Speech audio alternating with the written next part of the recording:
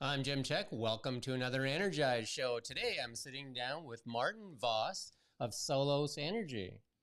Welcome. Hey. Maybe give us a little background on what you do, and I understand you're from Holland as well. For sure, yeah. I am from Holland, moved when I was 12, so 18 years ago, but I've been living here ever since. And we have a solar installation company. You have some background. Your dad does solar is that kind of where this comes from? Yeah, my father-in-law in Holland does solar, and he does the big solar farms. So yeah, that's kind of where it all got started. When did you start doing Solosenergy here in Kelowna? So we've been in existence for 3 years now, and I've been in the industry for 5 years. And what made you decide to start a company and start doing? What's the opportunity you see? For sure. Well, how I got started was just going to Holland and just seeing that 1 in 3 homes have solar there, and seeing all the potential. You know, for example, Holland has way more rainy days or way less sun than we do, and yet we have no solar here. So that's kind of how I got started initially. And there's a really good program that goes on right now, right? There's a grant that's offered by the Canadian government, the federal government, a $5,600 grant, and also there's a 10-year zero-interest loan for up to $40,000 installs. Yes, that's correct. And we were just discussing this as well. The grant is actually set to close February 19th, and even a couple months prior, they were expecting it to close March 30th or 31st. So it's actually very close to ending now. But the loan, fortunately, will still be available. So the reason they closed it early, because it was supposed to be a 7-year program. Yeah. And it ran out in 2 years. Yeah, people liked it a lot. So they end up spending the money a lot quicker than they expected. So Kelowna or the Okanagan, good for solar? Or like if you look at compared to Holland, is it like more? Yeah, definitely. We have about 305 sunny days in the Okanagan. Whereas, we have something that it's called irradiance, which measures the amount of sun that a place or a country gets. If you measure Holland, it sits at about 850, or the score is 850 sun hours, whereas we have almost 1,300 sun hours. So we rank really quite high. And obviously Calgary is very good in that as well. They have a very high score, but Canada's still really good for solar. And the Okanagan gets lots of sunny days. So what's the decision process when somebody's looking at solar? Because I did it myself. I put solar on my roof and I went through it. But what is, like, most people, they come to you, and then what's that kind of decision process that they're making, and that they go either way? Definitely, yeah. Obviously it all starts with getting a quote and seeing what people's electricity bills are. And based on their bills, we determine how many solar panels they need and what the price would cost to offset a certain amount of electricity. We can't always offset the entire bill, but that's never good or bad. That's really nice where we get to offset a small portion or a larger portion. Then obviously we provide them with a quote. If they're happy with it, then we help them all along with a grant and a loan, and obviously install their system, which typically takes about 3 days. Which homes are more, conducive to solar in the Okanagan? Yeah, it's a great question. It kind of depends on how you see it as well. What we've seen is the most cost effective are homes that already have a pitch to them. So flat roofs are usually a bit more expensive than pitched roofs. Asphalt shingle and metal roofs are fantastic, especially standing seam metal. We don't have to penetrate the roof at all. We actually attach to the ribs. Oh, yeah. So that's kind of the gold standard. Right. But yeah. And I'll just kind of tell you my understanding of solar. So you put the solar on, and you try to get in that 90-95% range, I guess, if that's kind of like the golden thing, because Fortis or BC Hydro, whoever your power provider in British Columbia, have to net meter. Right? So you can actually stockpile a little bit of energy in the summer when you get a lot of sun, and then draw back from that bank in the winter time when you have less sun. Yeah, and that's a great feature that we have here. Looking around the world, not everybody has it. In fact, even some of our provinces don't have it. So we're really lucky to have net metering here. And as you mentioned, 90-95% is really kind of what you aim for, up to 100% is okay, of course.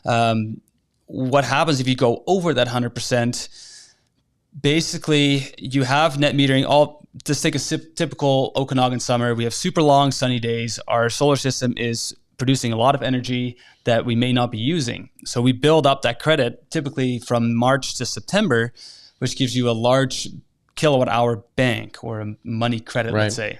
And we get to use that all over the winter. Now, Fortis and BC Hydro have a reset date or a true update. That's March 1st. If there's still any kilowatt hours left over in that bank, you get paid wholesale rate. Mm-hmm. Now, the wholesale rate's not very good. It's either 3 or 7 cents a kilowatt hour. Right. And they're charging about 7 or something like that, aren't they? So, yeah, well, Fortis right now is charging 14 cents. Oh, 14 cents. Yeah, and they only give you 3 cents back. Right. And BC Hydro, they charge, well, they have 2 tiers. They charge either 9 or 14 cents. And from them, you get 7 cents back. So really, we don't want to aim for overproducing. Right. But yeah, you do want to kind of aim for that, anywhere from 75 to 100% offset. Yeah, and then we also run a couple of electric cars off of ours too, which is great. So basically got a fueling station on the roof, right? So that's right. So we tied that whole system together. And are you doing a lot of that too as well when you're doing the solar system? Definitely, yeah. We definitely, we've got full master electricians or FSR electricians on the roof, and we do EV chargers as well because they make a great combination. Of course, if you have an EV, and now you can power your vehicle with the sun's energy, which is super cheap through solar. Maybe just kind of go through like just so that it's clear for people, because I think a lot of people, there's a lot of myths out there or misconceptions as to what's going on. Like I phone you up and I say, hey, my buddy's got solar, and that's usually what happens too when the neighbor gets it. It kind of like spreads right into that neighborhood. So what are the steps that a person has to take? How do they apply for the grant and the loan and all that? What are those steps? Definitely. So the first thing we always tell people to do, especially now, is to apply for the grant. It doesn't take very long, typically about half an hour.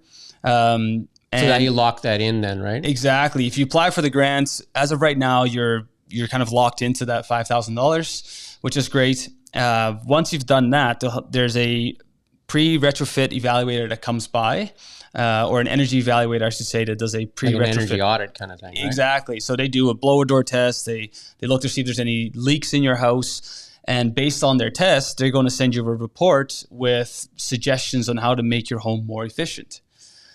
Then once they've sent that report, you get to apply for the loan. So a loan comes after the grant application. When you've applied for the loan, then we can install, and you've been accepted for the loan, then we can install your system.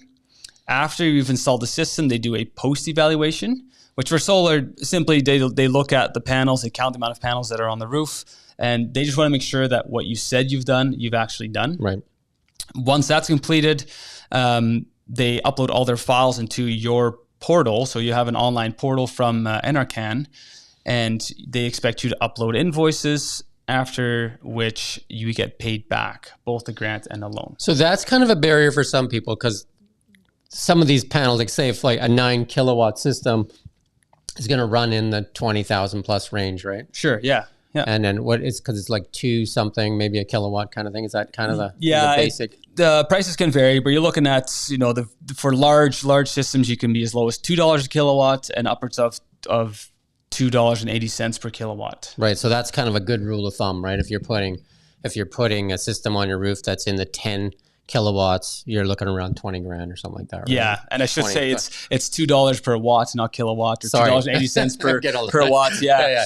Because it's in thousands. It's in thousands. Exactly. Right. So, so for a lot of people that initial outlay, because they get it back in about, I think it's like 4 or 5 months, I think you get your loan. The government is slower on the paperwork, right? Than most would like, right? It can definitely take some time. Is there, I guess they can use their operating line or different things to fund that bridge or whatever? Yeah, certainly. We've actually, we've tried to change our payment structure to make it as easy for people to basically keep the money in their pocket as long as possible. Only when we really need it, then obviously we take the payments, because part of the whole grant process is that at the post-evaluation, they do need to see your paid invoices. Right.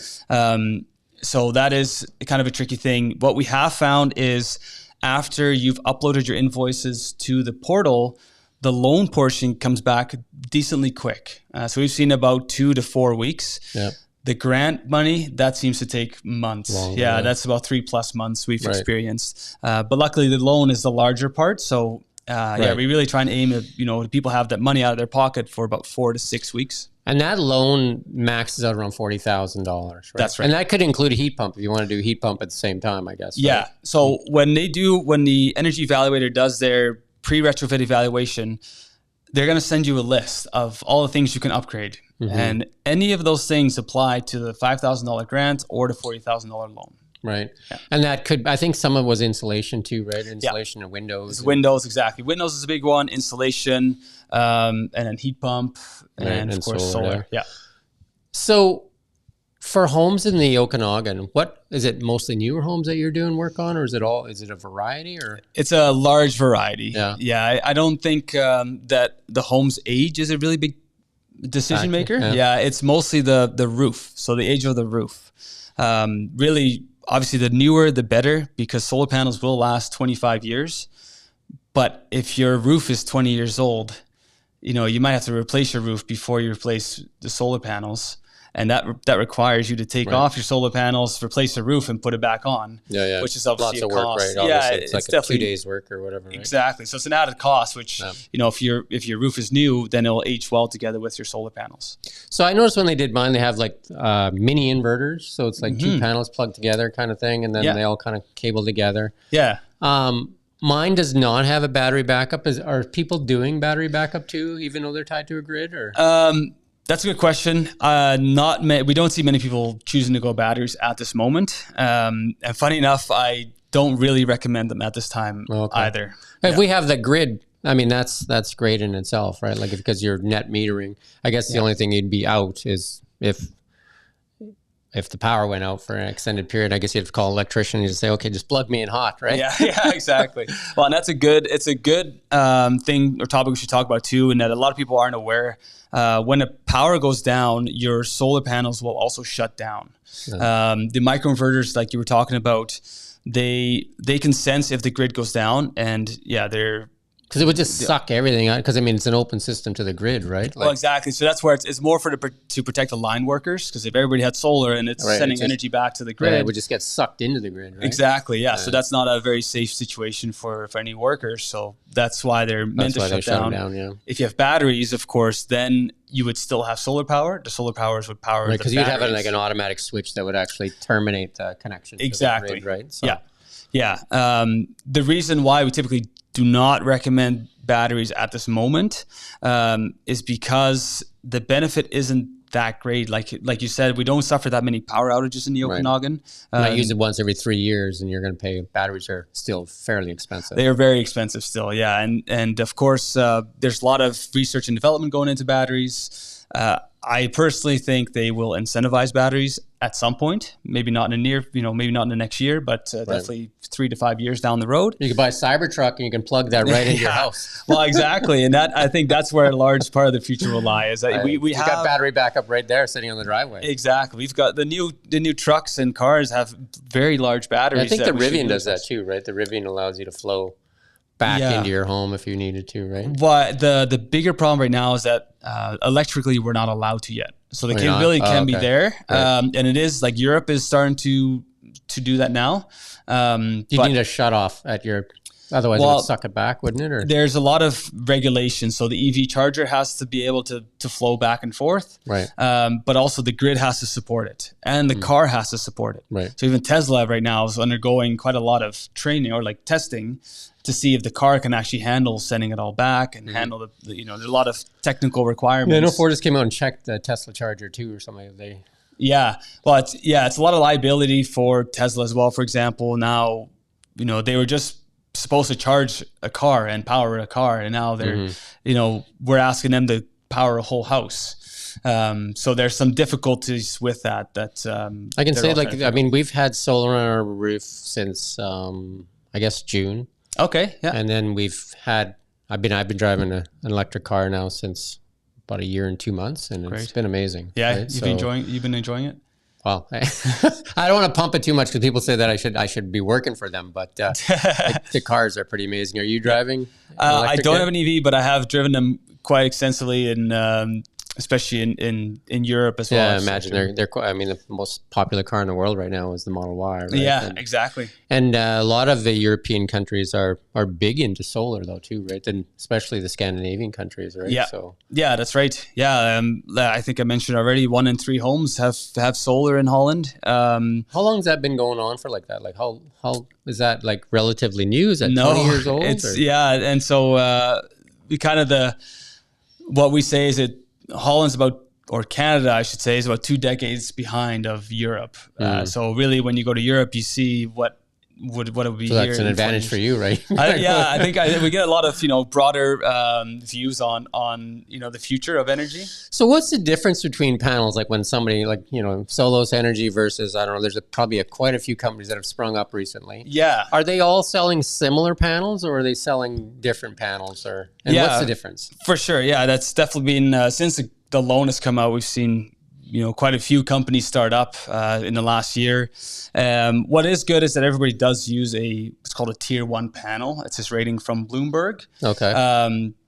So that is a good thing. However, even within the tier 1 spectrum, there's still different levels of quality. We usually compare to NFL, the NFL league. Mm-hmm. Everybody can be part of can be an NFL team, but there's definitely the top teams and the lower teams. Right. So we use a company actually called Canadian Solar, which is obviously... And that's where you buy your panels, kind of? That's so the company is called Canadian Solar, and we buy it from a distributor.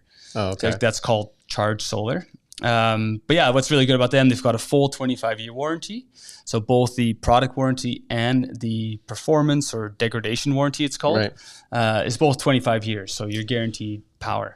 And then you hear people say, oh, solar panels are really bad for the environment and all this stuff. But I've watched a number of shows now where they're saying they're recycling those panels and recovering most of the stuff in those panels. Yeah, and they are 97% recyclable. I think our problem, especially in Canada, because it's so new, there needs to be a recycling facility for them. So the US is just starting to come out with recycling facilities, same in Europe. So when there's a bigger uptake in solar, there will be the necessary recycling manufacturers to actually recycle all of this material, and they will be very green. Yeah. So what's the biggest questions you get well, I guess here's a better question. You're sitting down with usually a husband and wife, or whatever. Yeah. A partner sitting down, and which partner is usually like all in and the other one's not? That's a good question. I think that typically the males, the guys are all in. Because it's tech, right? It's tech, exactly. But the wife always makes a choice on the panels, because you can still get aesthetics. The aesthetics, exactly. So a lot of times I'll see the guy says, "Oh yeah, we'll take that system because it might be more cost effective to get more traditional looking panels, or we call them silver panels." Yeah. But then always the wife intervenes and they end up with black panels because aesthetics matter more for them. I think I chose between that too, and I think the black panels were just a little lower wattage or something like that. A small amount lower. For sure. So they're typically, the black panels are lower wattage, but that's because they're smaller. So the efficiency is still the same. Right. We call them commercial panels or silver panels. They are basically wider and higher. And that's where in some scenarios they're more effective because it all depends on the roof space. So really every house is a puzzle and every house has the best fit. And you kind of want to do southwesterly. Exactly. So you can do, so let's say south is 100% is kind of the gold standard. Right. East and west still does 90% compared to south. Oh, really? So it's still very good. Yeah. And then it's only when you go north, that's when you're looking at. So that's the one you kind of want to avoid? Yeah, north is what you want to avoid as much as possible. Okay, so east is okay too then? East is okay as well, yeah. So I got another. So there is a limit for sure too, and on your panel too, right? Yes. Because that panel is a big determinant of whether you're going to have to upgrade that panel or you're going to have to go with a smaller system, right? Yeah, exactly. It's the electrical panel is definitely can be a limiting factor. And that is something that we have to do a calculation with to determine how many solar panels we can actually put on your home, depending on the electrical And panel you most have. newer homes probably 200-watt panels, right? Yeah, most of them have 200 amp panels. 200 amp. I'm getting all these numbers wrong. That's okay. But funny enough, and without getting into too much detail, a 100 amp panel, you can often put more solar panels on than a 200 amp panel. Really? Yeah. Why is that? And it goes down to what's called the bus bar. But really, even the type of electrical panel you use will determine how many solar panels we can put on your house. So with new builds, a lot of times we actually help, the electrician or if you want to go solar, we make sure they choose the right type of electrical panel that will allow them basically unlimited amounts of solar panels in the future. Oh, nice. Yeah. Because as people start driving EVs, their electrical needs will go up, right? Certainly, because, obviously, EVs draw quite a bit of power from the home, right? Yeah. So, because it's like plugging your dryer in and running it all night long. Yeah, exactly. Yeah. So that's where you can see it can use quite a bit of energy. Right. Because Jason drives an EV as well, but he's running off of 110, which, if he had to charge from 0 to 100, it would take him a week. Yeah. That's right. Whereas I can charge, like a Model S, 600 and whatever it is, 30 kilometer range one in like 5-6 hours. Yeah. Right? So. Yeah, level 2 chargers are definitely much quicker. What we're seeing, especially with older homes, if they have a 100 amp panel and you've got a hot tub already, well, then you're not able to even add an EV because you need to get rid of the hot tub. Yeah, that's right. Yeah, and the way we always say is you can have on a 100 amp panel, you can have one fun thing. On 200 amp panel, you can have two fun things. Oh, there you go. An EV and a hot tub needs a 200 amp panel. So is there anything that we're missing when we're talking about this that people have questions about or why they're kind of like dragging their feet or not seeing the opportunity here? Yeah, I think one of the things that a lot of people are really focused on are the aesthetics. People really don't want it on the front of their home or anywhere where you can see it. And I understand that because there's such little solar here to be seen yet. Yeah. But then this is where I like to use kind of Europe where everybody has solar. So it doesn't look like an anomaly. And I think that's what's going to start happening here as we see more homes with solar. Yep. People are going to have less. Well, I think it's a great resale point too, because if somebody's buying a house and you say, well, that house already generates 95% of its own energy, plus it has an EV charger. Yeah. I mean, if I'm picking between two houses, I mean, energy costs, as we've seen, going through the roof, right? That's right. Going through the roof, literally, right? Like Fortis just went up 6.7%. Right. The other good thing about electricity, though, is that in British Columbia, they have to go to a commission to change the rates, right? They have to go before the BC Utilities Commission, whereas the gas station, depending what happens in the world, like around the world, they can raise the price of gas, or they can add a tax, or all those things. And that's right. And that fluctuates almost on a like daily, weekly basis, right? Yeah. So, and that's certainly a good thing that they do have to go through a process. Right. The other side of that is, well, what's going to happen if the commission says no? Well, then Ford is just going to say, well, they could, let's say, well, then we're just going to shut off power, for example. Right. So that is kind of a trick, but it is much better. Like even Calgary, for example, it's all privatized there as well. Mm-hmm. And there you can see 5 years ago, their electricity rates were 9 cents a kilowatt hour. And last August, they were 31 cents. Oh, wow. So they've definitely... So better to go solar there. That's for sure. Yeah, right? for sure. And and that's what I think is going to be the future in very soon for BC as well. Well, I went to the Consumer Electronics Show in Vegas, the 2024 show. Mm-hmm. And I can tell you the main theme down there, other than artificial intelligence, was electrification of everything. I mean, everything. And we're talking about earth movers and stuff like that too. Right? Oh, cool. Yeah. Big machinery, cars for sure. And then just about everything else between motorcycles and quads and chainsaws and like almost everything is being electrified. So, putting solar on your roof, I don't want to sound like a broken record, but I think you have a few days to reach out if you want that grant. Obviously, you still get the loan, right? Yeah, you still get the loan. Yeah, exactly. How do people find you? For sure. Well, we've got our website, www.solosenergy.ca. You can obviously, even Google search solar panels Kelowna, we should be there. We've got, fortunately, one of the most 5-star reviews in Kelowna. Right. And of course, feel free to give us a call at 250-258-8344. There you go. So there's the plug. Oh, yeah, there you go. What's the time? Like if you go and if you lock yourself into the grant so that you get that grant, I think Jason's going to lock himself into a grant. How long do you have to complete before they kind of like void your thing? That is a great question that even the government doesn't know the answer to. Oh, really? There you go. So that is something that we're trying to find out every single day. And we don't know. Are you doing installs right now in the winter too, or you're you're actually on the roof right now? Yeah, the guys still install through the winter.